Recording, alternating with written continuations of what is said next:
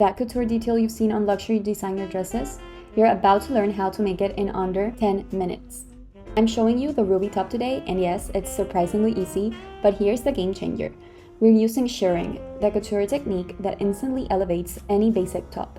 Even if you've never done this before, I promise it's simpler than you think. Before we dive in, you'll need the pattern, so head to our website, which is linked in the description down below, subscribe to our newsletter, and you'll get access to download the ruby top pattern completely free. And make sure to subscribe to this channel and hit the notification bell so you don't miss the next video. Let's get started. This pattern comes in sizes extra small to extra large, and here's everything you're going to be needing for this tutorial. The first thing you're going to do is print out your pattern. I used Adobe Acrobat, which is completely free, and here you can turn on or off any layers of the sizes you want to use, and then you can just print as normal. Now that you've printed it, you can start assembling. For the first row, we're going to trim off the left edges just like this.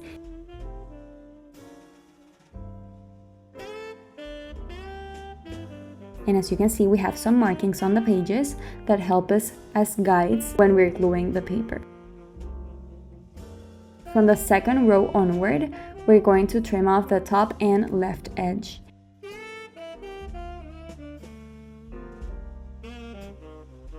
And then we can just continue assembling the pattern as normal.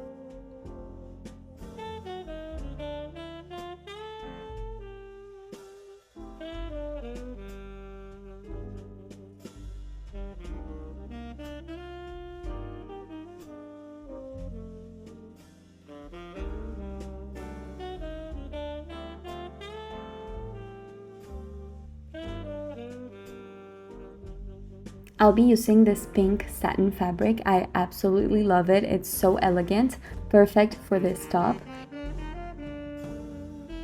And you're also going to need some silk lacing. In this case, I'll be using some matching bias tape for the straps. You're also going to need elastic thread and matching thread for the fabric. This elastic is another option in case you can't find a bias tape or silk lacing in the same color.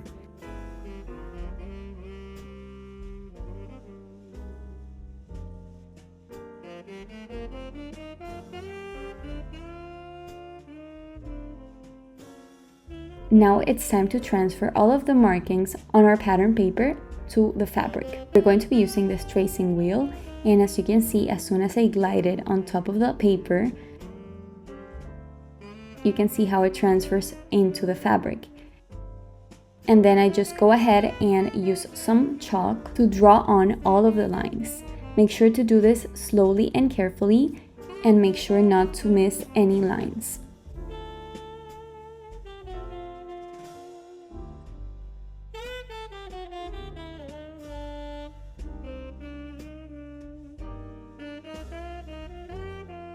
Here I have all of the lines for this front panel.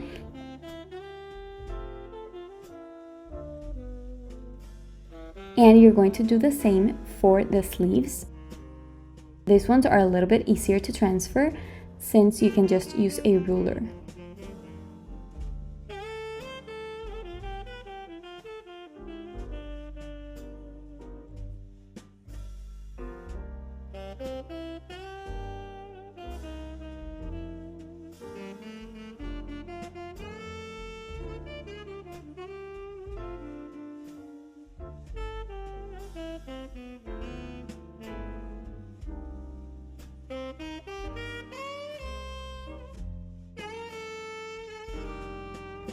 Now you're going to grab your elastic thread and your bobbin, because we're going to hand wind our bobbin without stretching the thread.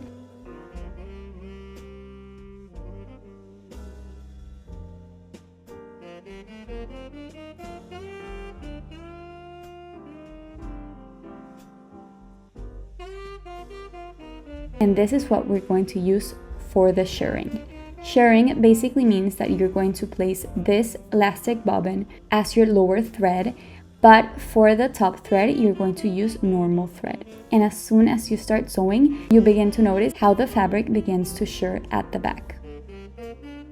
Here I'm shirring all of the lines on the sleeves. And it's really important that you make sure that you backstitch at the start and end of every stitch.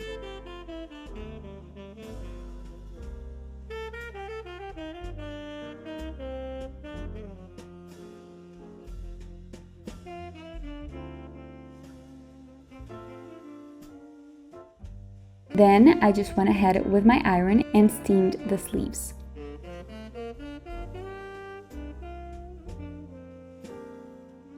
Now you're going to fold the sleeves right side of the fabric inward and sew the side, leaving a 1 cm seam allowance. And don't forget to overcast or zigzag stitch the raw edges.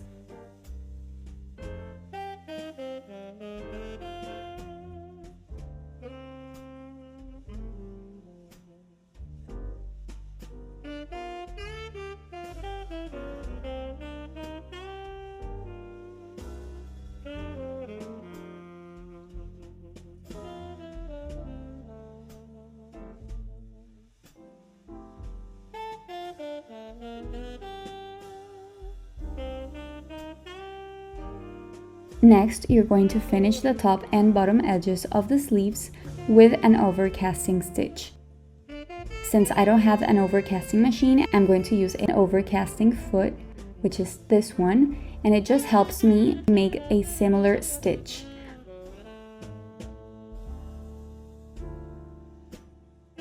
But you could also just hem it using a normal zigzag stitch.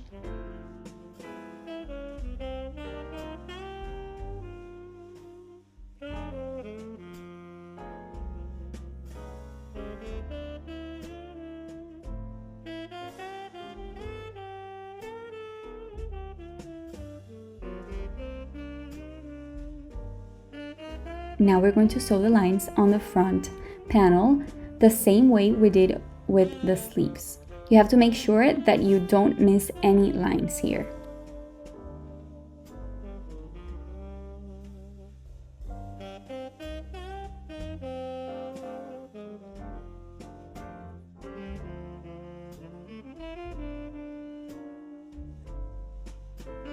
And this is how our front panel is looking like. As you can see, it stretches out a lot.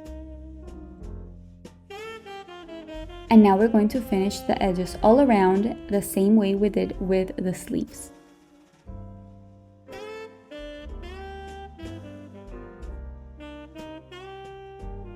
Now you're going to grab your silk lacing. In this case, I'm using bias tape, so I'm closing it here, as you can see. And you're going to cut 9 pieces that measure 5 centimeters each.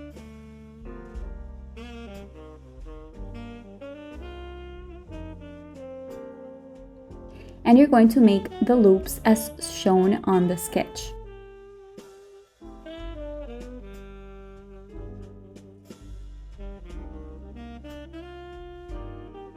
Make sure to secure them with a top stitch.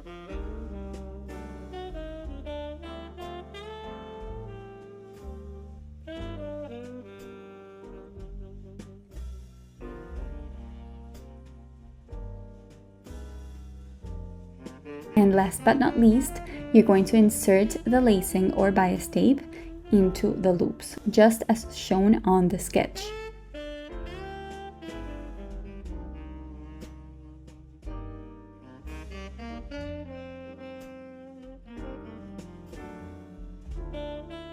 You just created a beautiful top with a technique that luxury designers charge hundreds of dollars for.